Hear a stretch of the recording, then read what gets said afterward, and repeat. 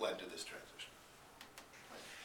So here is an example of someone today trying to use the web to drive a transition that is, to my mind, similar. Whether it will succeed or not, I don't know, but it is an example of a fairly audacious This is from a website called Patients Like Me. Patients Like Me aggregates patients who suffer from the same disease, all of whom suffer from the same disease. Very often chronic diseases, very often diseases with no known cure.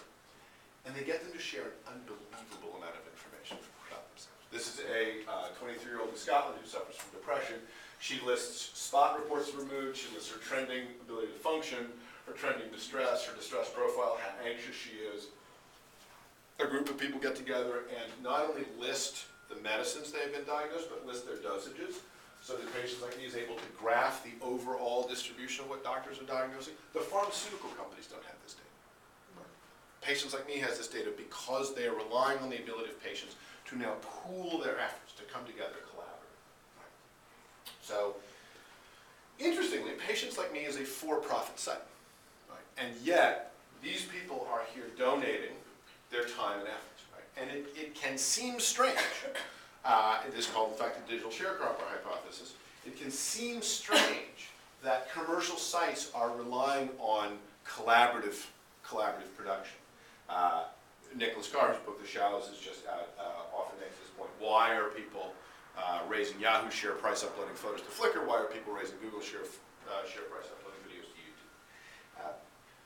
Those sites on that axis seem to be not, however, the worst offenders. In my mind, for the pure sharecropping, for pure sharecropping, the worst actor is probably Lego, which has tricked 2 generations of the world's children into assembling their products at home, thus saving millions of pounds at the factory and violating child labor laws to boot.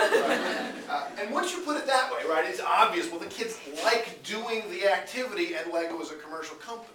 In other words, it only seems strange to us to see that commercial, non-commercial gap in the media environment, because we're not used to a media environment in which amateur public media is as large a presence as it is. But that is the environment we live in now, and Patients Like Me is taking advantage of that.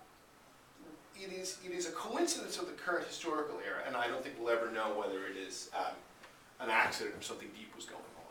That even as you see audacious attempts like this to change the face of the medical industry using collaborative production, that social science is also increasingly explaining to us how important, how vital our intrinsic motivations actually turn out to be. Okay. So here's an example from the science of motivation, which is one of those sciences that's undergoing a revolution right now, as we have better explanations for why people are doing well. This is another example of a kind of commercial plus non-commercial environment. This is Urignese and Alfredo Rustaccini, researchers who wrote a paper called Define as a Price, and this is a slide from that paper. And Urignese and Rustaccini set out to study what they call deterrence theory. It's very simple. Deterrence theory says if you want someone to do less of something, add a punishment for the behavior you don't want. And if you want someone to do more of something, remove a punishment for the behavior you do. So they decided, this is a simple theory, but it's largely untested. We're going to go out and actually do an experiment. So they studied 10 daycare centers in Haifa, Israel. And they studied those daycare centers at the moment of highest tension, which is pickup time. Because at pickup time, the teachers have been with your children all day, and they would like you to be there to pick them up at the appointed hour, whereas you, the caregivers, would like a little slack, maybe you're running late at work, doing some errands, you want to be able to get there late. So Urignese and Rustaccini said, how often do parents pick their kids up late at these 10 daycare centers? And they divided them into 2 groups. The white squares are the control group, the black diamonds are the experimental group. And between these 2 groups, there were between 6 and 12 episodes of late pickup a week. So then, after studying them for about 5 weeks, just to see what the baseline was, Urignese and Rustaccini said, we are changing that behavior as of right now. So, in the experimental group, if you get here more than 10 minutes late to pick your kid up, 10-shekel fine added to your bill, no ifs, ands, or buts. The minute they added that fine, the behavior at those daycare centers changed. Late pickups went up every week for the next 4 weeks until they topped out at triple the pre-fine average, and then fluctuated in between double and triple the pre-fine average for the duration of the fine. Right? You could see immediately what happened. Right? The fine broke the culture. Right? There was a cultural bargain in place, a cultural bargain that we couldn't see under the logic of the 20th century. In the 20th century, we were told people are rational, self-maximizing actors. If there is no contract in place, there are no constraints whatsoever on late pickups. Not true. The constraints were cultural. Right? And, in fact, the cultural constraints created a bargain that was more generous than the contractual constraints. Right? So we've now violated one of the two theses of the deterrence theory. They added punishment and the behavior got worse. Right? And it's because the fine communicated to the parents that once you've paid your 10 shekels, you've discharged your entire duty to the daycare center. Right? There is no additional residue of guilt or concern that you need to be worried about. Towards the parents, quite reasonably, said 10 shekels to pick my kid up with. What could be better? And then they run this experiment. They run the fine for 12 weeks. And then they say, okay, that's interesting. Enough of that. Fine is over. And then a really interesting thing happens. Nothing changes. The culture that got broken by the money stayed broken even after the fine was removed, thus violating the other tenet of deterrence theory. They removed the punishment and the behavior didn't get better. So what we're seeing is that when we bring people together in a shared enterprise, it isn't just about the contractual agreements. It's about their cultural attitude to the shared commitment. And this brings me back to patients like me.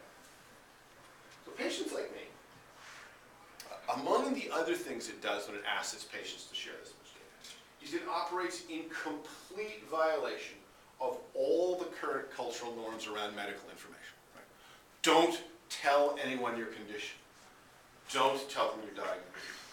Don't tell them your medications.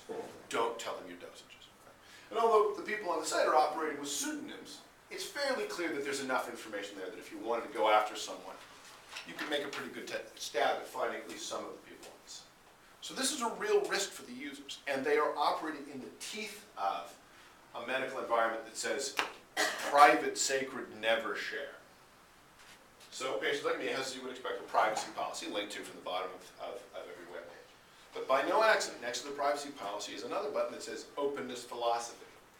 And the openness philosophy is patient like me's attempt at saying, this is the culture we want instead of the culture we got. Right? And they lay it out. These are selections from the document. It is one of the most remarkable documents I know for trying to take the native capabilities of the web and wrap it in a kind of culture that is not just valuable for the shared enterprise, but different than the society that it's embedded in. Analogous, again, to the transition from the alchemist to the chemist.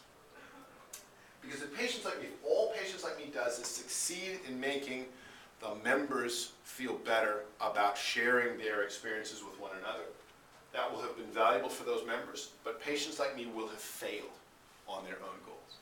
They are seeking to do nothing less than transform medical research by speeding up and lowering the cost of drug research, of putting together panels of patients and making this data available and visible. And so to do that, it's not enough just to use the web in some kind of native technological format.